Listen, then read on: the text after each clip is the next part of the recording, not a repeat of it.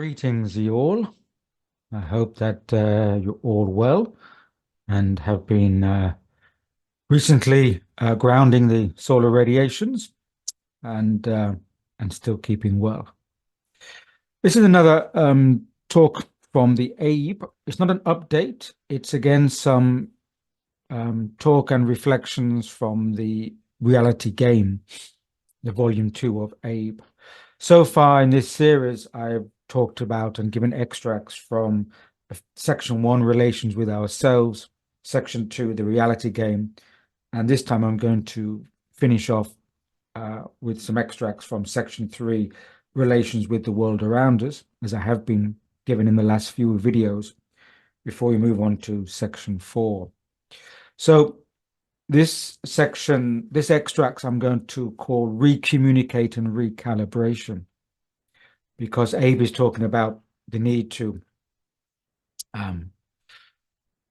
learn how to recommunicate, not lose the art of communication, and of course to recalibrate how we deal with ourselves and the world around us, common themes for Abe. And so to begin with, it's the idea of recommunicate, because in this day and age, especially with so much digital communication, and not only by emails, but with social media and so many people twittering, or now I have to say Xing, and using abbreviations and emojis, and using a very kind of fragmented ways of communication, or very abbreviated forms, that communication is not always done well, should I say. And also it's a manner of communication, because I remember when I was both a student and when I was teaching at university, especially as a teacher, from my point of view, it was very important that I could communicate with the ideas, with the class, with the students, because it doesn't matter how clever you are or how much you know, if you cannot communicate or transmit it, then you've not performing that function. And I've witnessed many well-known professors, I have to say, at my location, who were incredibly well studied and knew a lot on their subject. And when I listened in on some of their lectures, it was like they were just mumbling or talking to themselves, and sometimes, or they were so wrapped up in what they'd learned, and they were like walking libraries, but they couldn't transmit it. And I sometimes feel the same when I see some videos, and I hope that my video doesn't fall into that category, but I cannot say for other people. But I've watched some videos, and at the end of it, it's like, did that person say anything? It was just the manner of communication. And sometimes it's the content, but often the manner. But I'm not, again, it's not a judgment or a criticism, it's an observation that communication is important. And so, and this is Abe on this subject says, because Abe says words are not necessarily communication. Abe says, quote, "Words without feelings are just empty words. They have no vibrational resonance as to reach past the material existence. You have to feel that in which you write. You have to feel that in which you speak." And that is important because, as Abe says, if they're not transmitted with a kind of human energy or resonance, then, as Abe says, they don't reach past material existence. They're just some kind of photons passing, but they're not, the content isn't transmitted. And I think that's going on a lot these days. But I do feel a lot of communication has deteriorated because of this. Now, of course, we benefit from sharing our ideas through technologies, as is happening now. But we have to be careful that we don't allow the technology to substitute the manner and form of communication. Because communication, as Abe says, it requires a resonance. It requires a connection, um, because it's a two-way thing. And if we just do communication just to throw it out and if we don't connect with ourselves, the idea that it has to reach somebody, then it becomes just a one-way street. And then that communication, I feel, loses its resonance. Now, I'm speaking this into the camera, but I'm trying to feel or imagine that there are people listening to this right now. So I'm not just speaking into the eye of the camera. Um, I think communication fails if it just sticks into a one-way street, because then we don't have an engagement with the listener or the other person or people. And Abe says this as well. Abe says, quote, "You see, speech is vibrational, is it not? It is felt upon the eardrum and converted. It has to be sensed, and sense is feeling. You say when something falls upon deaf ears, it is really saying that it does not resonate." That's interesting because we use that phrase, "oh, it fell on deaf ears."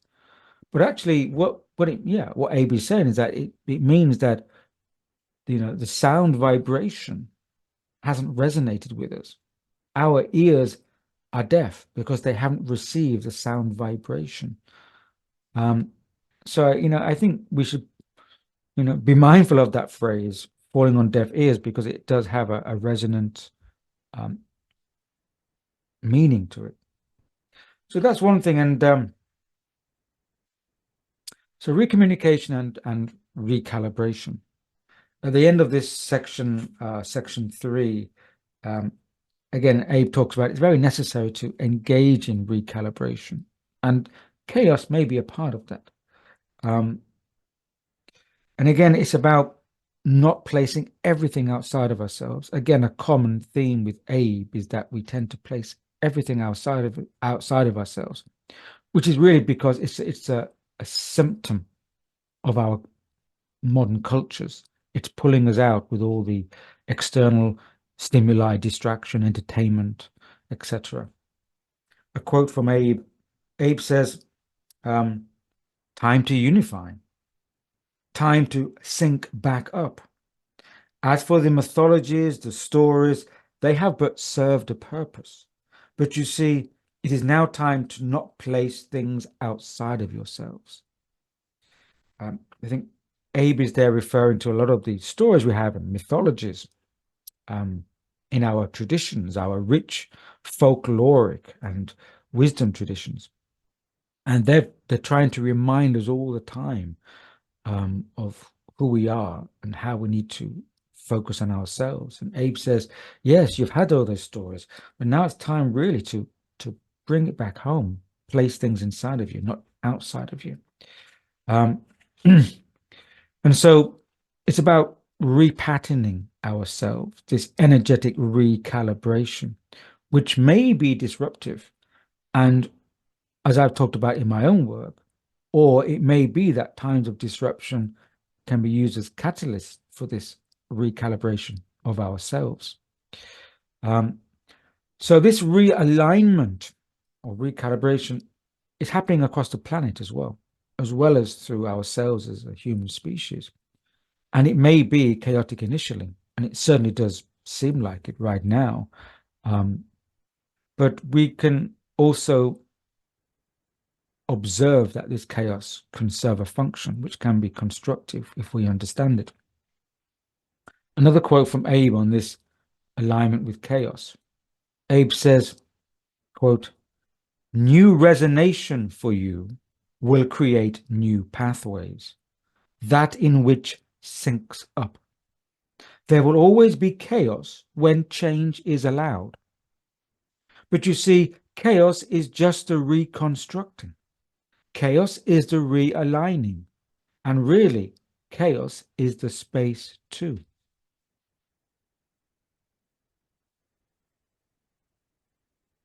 I think that's very relevant, bearing in mind that these are messages that we received these have come from mid 2019, which at that time, of course, I hadn't fully understood or integrated what Abe was getting at. And over time, now that I'm more familiar with Abe work, and I think the Abe materials are really for our time right now we're going through.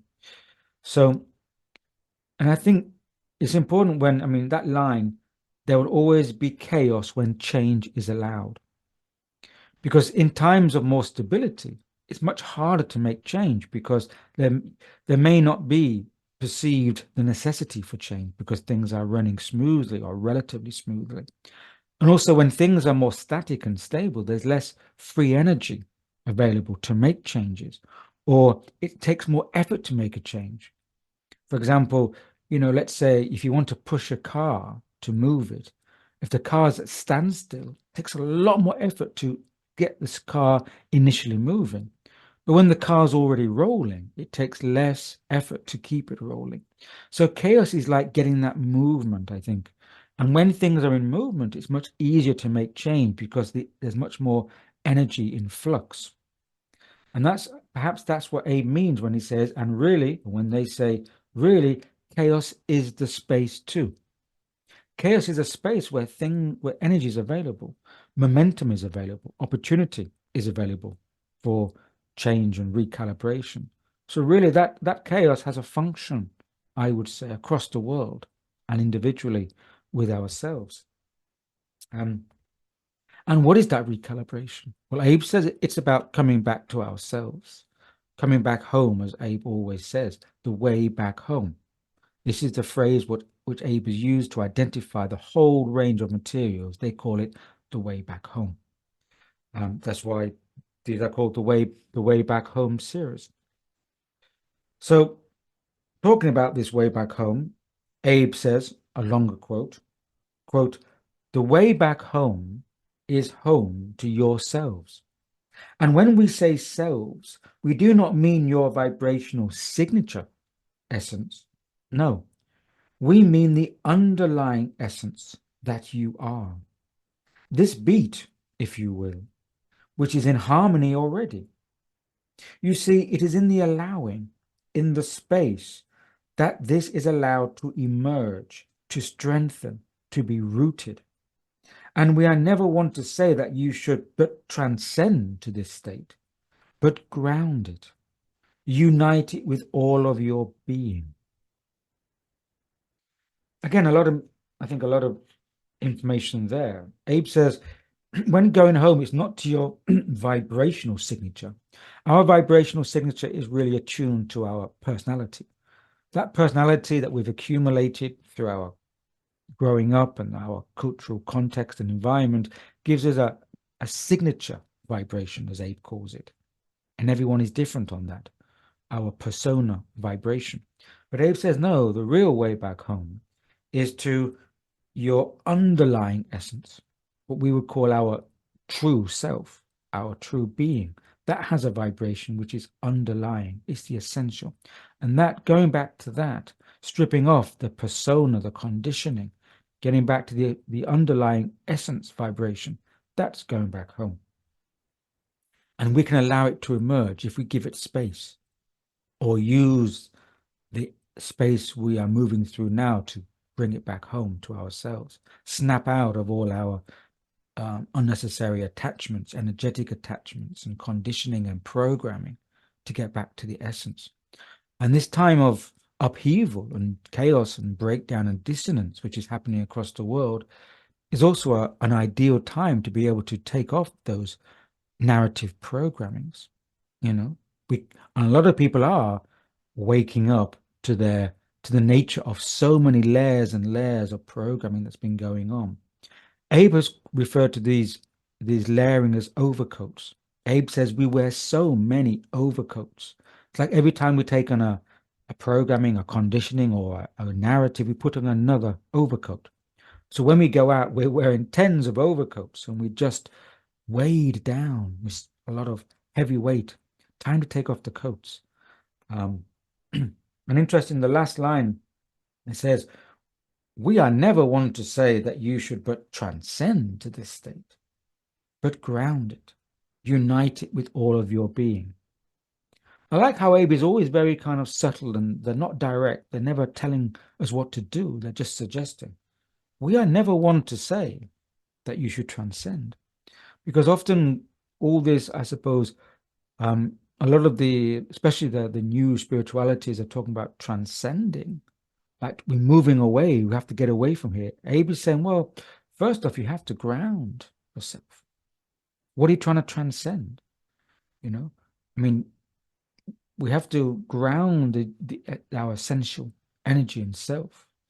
And that's a form of transcendence. You're transcending the false selves, but really it's through grounding, getting back to the essence.